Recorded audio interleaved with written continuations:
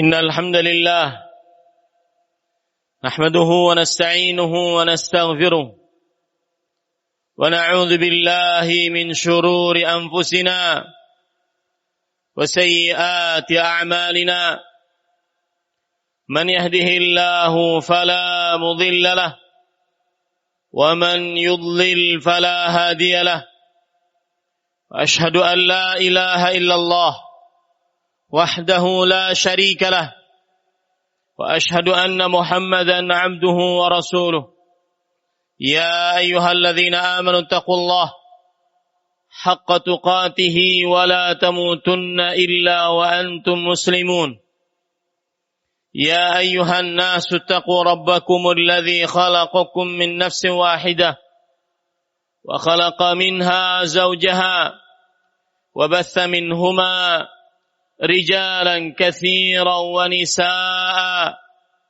واتقوا الله الذي تساءلون به والأرحام إن الله كان عليكم رقيبا يا أيها الذين آمنوا اتقوا الله وقولوا قولا سديدا يصلح لكم أعمالكم ويغفر لكم ذنوبكم ومن يطع الله ورسوله فقد فاز فوزا عظيما أما بعد فإن أصدق الحديث كتاب الله وأحسن الهدي هدي محمد صلى الله عليه وعلى آله وسلم شر الأمور محدثاتها وكل محدثة بدعة وكل بدعة ضلالة وكل ضلالة في النار اللهم صل على محمد وعلى آل محمد كما صليت على إبراهيم وعلى آل إبراهيم إنك حميد مجيد وبارك على محمد وعلى آل محمد كما باركت على إبراهيم وعلى آل إبراهيم إنك حميد مجيد أيها المسلمون أحبتي حفظكم الله اتقوا الله تعالى في السر والعلن. Wahai kaum muslimin yang saya cintai karena Allah, semoga Allah Subhanahu wa taala selalu menjaga kita. Bertakwalah kalian kepada Allah Subhanahu wa taala, baik saat sendirian ataupun di tengah orang banyak. Ittaquhu haqqa taqwa, bertakwalah dengan sebenar-benar takwa. Wala tamutunna illa wa antum muslimun, dan janganlah kalian sekali-kali mati kecuali dalam keadaan beragama Islam, menyerahkan diri kepada Allah Subhanahu wa taala. Qala Allah taala fil Qur'anil Karim, in tattaqullah yaj'al lakum furqana. Jika kalian bertakwa kepada Allah, maka niscaya Allah Subhanahu wa taala akan menjadikan bagi kalian terus-menerus pembeda antara yang hak dan yang batil. Ahibati hafizakumullah, kaum muslimin yang saya cintai karena Allah, semoga Allah Subhanahu wa taala selalu menjaga kita. Sudah kita ketahui bersama bahwa tauhid, mengesahkan Allah Subhanahu wa taala, bagi seorang muslim ada 3 macam, yaitu tauhidu ar-rububiyah, menjadikan Allah satu-satunya yang maha pencipta, maha berkuasa, maha pengatur. Dan yang kedua yaitu tauhidul asma was sifat, meyakini bahwa Allah Subhanahu wa taala memiliki nama-nama yang husna dan sifat-sifat yang ulia, yang nama-nama tersebut tidak boleh kita misalkan dengan makhluk-makhluknya. Tidak boleh kita tanyakan bagaimana sifat dan nama-nama tersebut. Dan tidak boleh kita tiadakan nama dan sifat tersebut. Dan tidak boleh kita rubah, baik lafalnya ataupun maknanya dari nama dan sifat tersebut. 2 tauhid ini digabung oleh para ulama menjadi tauhidul ma'rifah. Tauhid yang berkaitan dengan pengenalan terhadap Allah Subhanahu wa taala. mengenal Allah dengan kekuasaannya, penciptaannya, pengaturannya, nama-namanya dan sifat-sifatnya. Tauhid yang ketiga yang disebut oleh para ulama tauhidul ibadah, atau disebut juga tauhidul uluhiyah, atau disebut juga dengan tauhid a'malul ibad, atau disebut juga dengan tauhidul qasdi wat talab. Tauhid beribadah, meyakini bahwa Allah satu-satunya yang paling berhak untuk diibadahi. Tauhid menjadikan seluruh amal ibadah seorang hamba hanya ditujukan, diniatkan, dimaksudkan kepada Allah Subhanahu wa ta'ala. Tauhid yang mana seorang hamba meyakini satu-satunya yang memiliki hak untuk diibadahi adalah Allah Jalla fi'ulah. Ahibati hafizakumullah, kaum muslimin yang saya cintai karena Allah, semoga Allah Subhanahu wa ta'ala selalu menjaga kita. Tauhid di dalam kehidupan seorang hamba muslim mempunyai manfaat yang sangat luar biasa. Makanya pantas memang tujuan Allah Subhanahu wa ta'ala menciptakan manusia adalah bertauhid. Allah berfirman, "Wa ma khalaqtul jinna wal insa illa liya'budun." Tidaklah kuciptakan jin dan manusia kecuali untuk beribadah kepadaku. Allah mengutus para rasul dan menurunkan kitab-kitab suci adalah untuk tauhid. Allah Subhanahu wa ta'ala berfirman dalam surah An-Nahl, "Wa laqad ba'atsna fi kulli ummatin rasulan an ya'budullah wajtanibut taghut."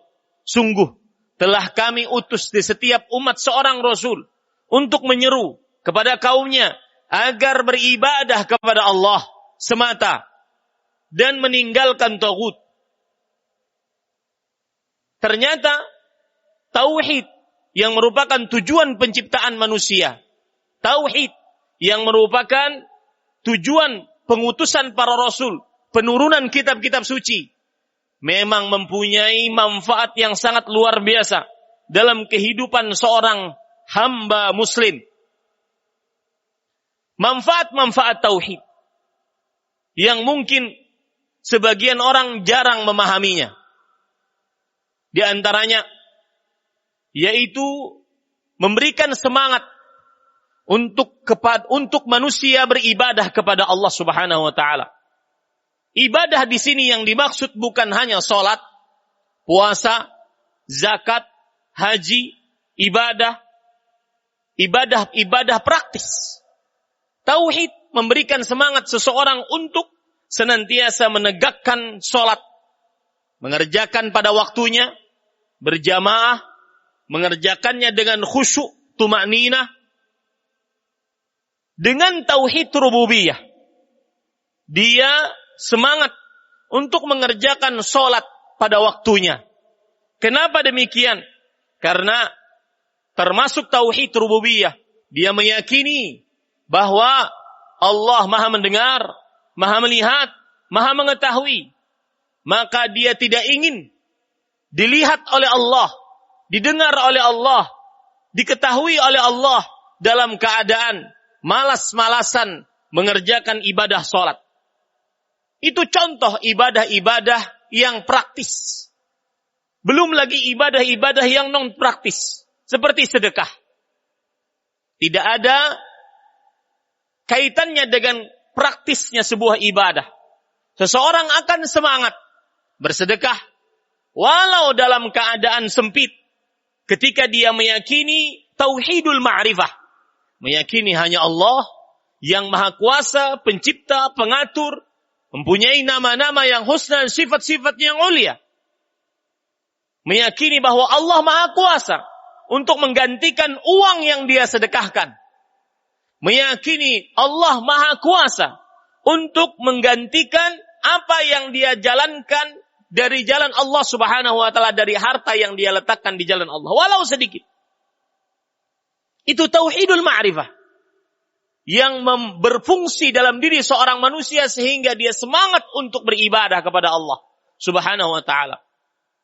Contoh lain, bagaimana tauhidul ma'rifah sangat memberikan manfaat dalam memberikan semangat untuk beribadah kepada Allah Subhanahu wa taala. Di antaranya memberikan maaf kepada orang yang pernah bersalah kepada kita. Menahan amarah terhadap orang yang pernah bersalah kepada kita. Allah Subhanahu wa taala berfirman di dalam Al-Qur'an, "Wasari'u ila maghfiratin min rabbikum wa jannatin 'arduha as-samawati wal ard, u'iddat lil muttaqin, alladzina yunfiquna fis sarra' wad dharra' wal kadhimina al-ghaidha wal 'afina 'anil nas, wallahu yuhibbul muhsinin." Yang artinya, dan bersegeralah kalian untuk mendapatkan ampunan dari Tuhan kalian, dan juga surga yang luasnya seluas langit dan bumi yang telah disediakan untuk orang-orang yang bertakwa. Siapa orang-orang yang bertakwa? Yang mensedekahkan hartanya dalam keadaan lapang, dalam keadaan sulit, yang menahan amarahnya dan memaafkan kesalahan-kesalahan manusia atasnya. Wallahu yuhibbul muhsinin. Dan Allah Subhanahu wa taala menyukai orang-orang yang berbuat ihsan. Ketika dia bertauhid, tauhidul ma'rifah, dia meyakini bahwasanya Allah Maha Pencipta akan surga yang luasnya seluas langit dan bumi, yang nikmatnya tiada tara. Al-jannah la khatara laha. Surga tiada tara kenikmatannya. Dia meyakini itu semua. Dia meyakini keagungan, penciptaan, penguasaan Allah Subhanahu wa taala. Maka dia yakin bahwasanya memaafkan kesalahan orang lain di dunia lebih besar pahalanya dibandingkan menuntut di akhirat. Dia akhirnya semangat untuk memaafkan kesalahan orang lain. Ini fungsi tauhid yang kadang seseorang lupa akan hal itu sehingga malas untuk beribadah. Dan sekali lagi saya katakan, ibadah yang dimaksud bukan hanya sekedar sholat, puasa, zakat, haji. Contoh, menghalalkan orang yang berhutang kepada kita. Jika Anda bertauhid, Anda akan sangat mudah menghalalkan orang yang berhutang kepada Anda. Kenapa demikian? Ketika kita meyakini bahwasanya tauhid al-ma'rifah, meyakini Allah Maha Pencipta, Maha Pengatur, Maha Berkuasa, maka Allah telah menyediakan orang-orang yang menghalalkan orang yang berhutang kepada kita dengan surganya. Rasulullah sallallahu alaihi wasallam bersabda dalam hadis riwayat Bukhari, "Kana tajirun min Bani Israil yudayinun nas." Ada seorang saudagar kaya dari Bani Israel. Dia suka menghutangi orang lain. Fa idza ra'a mu'siran qala li fityanihi tajawaz anhu la'alla Allah an yatajawazana. Jika dia melihat ada orang yang sulit bayar hutang kepada dia, dia berkata kepada petugasnya, maafkan dia, halalkan dia, semoga Allah memaafkan kita. Meyakini Allah Maha Pengampun, itu tauhidul ma'rifah. Meyakini Allah memberi maaf, itu tauhidul ma'rifah. Ketika seorang hamba tertanam di dalam diri bahwa Allah memiliki ampunan, pemaafan, maka dia akan mudah menghalalkan orang yang berhutang kepada dia. Lihat bagaimana tauhidul ma'rifah memberikan semangat kepada seseorang untuk beramal ibadah kepada Allah Subhanahu wa taala. Adapun tauhidul uluhiyah, tauhidul qasdi wa talab, tauhidul ibadah, tauhidu a'malil ibad, meyakini Allah satu-satunya yang berhak untuk diibadahi, meyakini Allah satu-satunya yang berhak untuk mendapatkan ibadah dari seorang hamba. Maka faedahnya adalah melawan penyakit malas beribadah kepada Allah Subhanahu wa taala. Penyakit yang sangat berbahaya bagi seorang manusia. Penyakit yang setiap muslim pasti mendapatinya. Inna likulli amalin syirratan wa likulli syirratin fatratun faman kanat fatratuhu ila sunnati faqad ihtada wa man kanat ila ghairi dzalika faqad halak. Setiap waktu beramal ada masa semangat. Setiap masa semangat ada masa lemah, masa futur. Semua dari kita merasakan itu. Barang siapa yang saat masa lemahnya dia menuju kepada sunnahku, maka dia akan selamat. Barang siapa dia mendapat petunjuk. Barang siapa yang tidak menuju kepada sunnahku, maka dia akan binasa. Salah satu problematika ahli ibadah adalah istiqamah.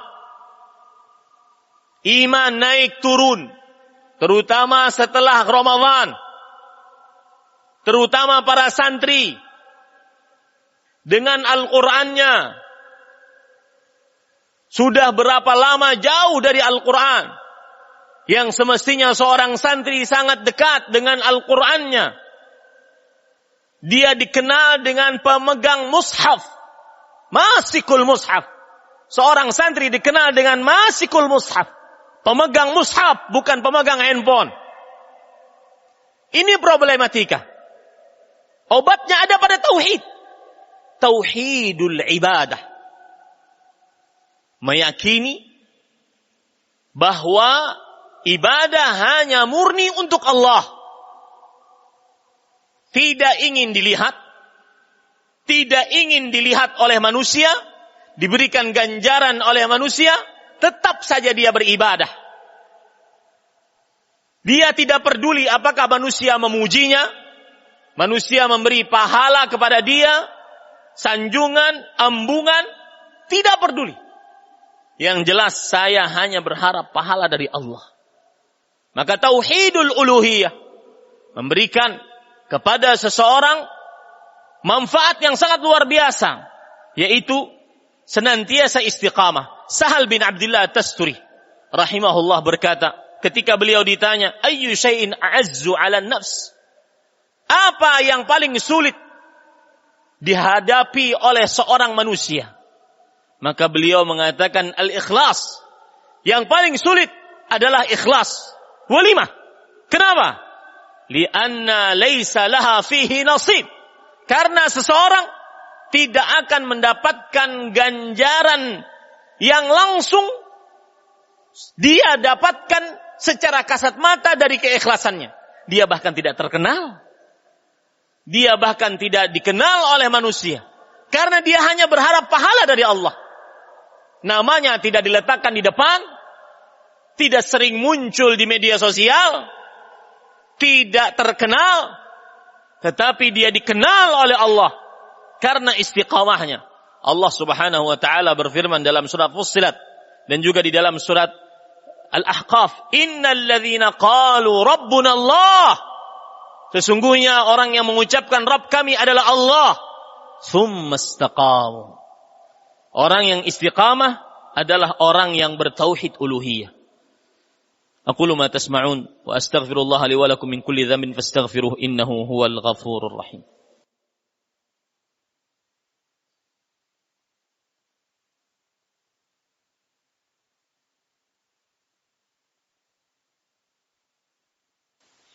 Alhamdulillah ala ihsanih wa syukru lahu ala taufiqihi wa amtinanih. وأشهد أن لا إله إلا الله وحده لا شريك له تعظيما لشأنه وأشهد أن محمدا عبده ورسوله الداعي إلى رضوانه صلى الله عليه وعلى آله وأصحابه وإخوانه اللهم صل على محمد وعلى آل محمد كما صليت على إبراهيم وعلى آل إبراهيم إنك حميد مجيد وبارك على محمد وعلى آل محمد كما باركت على إبراهيم وعلى آل إبراهيم إنك حميد مجيد أيها المسلمون أوصيكم ونفسي بتقوى الله اتقوه فلا فوز إلا بالتقوى. Wahai kaum muslimin, khatib kembali mengingatkan agar bertakwa kepada Allah.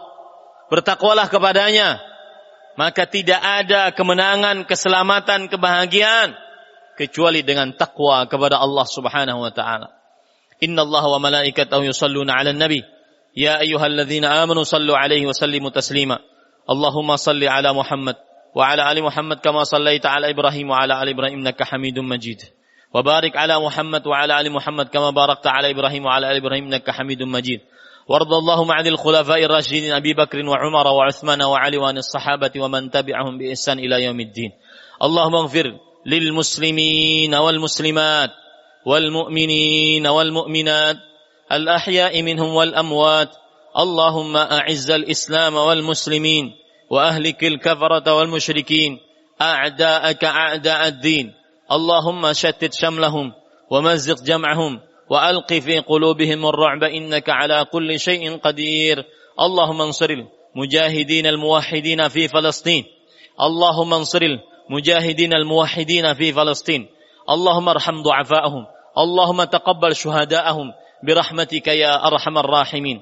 ربنا اغفر لنا ولإخواننا الذين سبقونا بالإيمان ولا تجعل في قلوبنا غلا للذين آمنوا ربنا إنك رؤوف رحيم. ربنا اغفر لنا ذنوبنا ولوالدينا وللمؤمنين يوم يقوم الحساب. ربنا اغفر لنا ولوالدينا وارحمهم كما ربونا صغارا. ربنا هب لنا من أزواجنا وذرياتنا قرة أعين واجعلنا للمتقين إماما. ربنا هب لنا من لدنك رحمة إنك أنت الوهاب. ربنا آتنا في الدنيا حسنة وفي الآخرة حسنة وقنا عذاب النار. اللهم وفق ولي أمرنا لما تحب وترضى ومن العمل بكتابك واتباع سنتك برحمتك يا أرحم الراحمين. عباد الله إن الله يأمر بالعدل والإحسان وإيتاء ذي القربى وينهى عن الفحشاء والمنكر ولذكر الله أكبر والله يعلم ما تصنعون. أقم الصلاة.